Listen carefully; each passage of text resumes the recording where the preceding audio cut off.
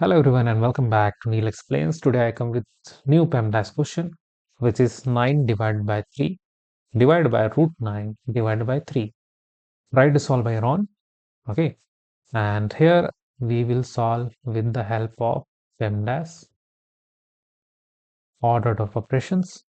Here we can see all the operations are division, and so we don't worry about the preferences, but we have this exponent part which is root 9, which equals to 3.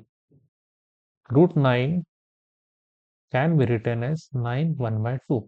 So exponent 1 by 2 or power over that is 1 by 2 rise. Okay. So we will simply write 3 on the place of this root 9. So we will rewrite our question here, which is 9 divided by 3 divided by this. We can write 3 here and last divided by 3. Now, as we can see, all operations are division, and as we know, when all operations are division, we have to solve from left to right here. So we will solve here left to right, and in that case, we have to operate this part first. Okay, so when we operate this, we will get what? This 9 divided by 3, we will get answer 3.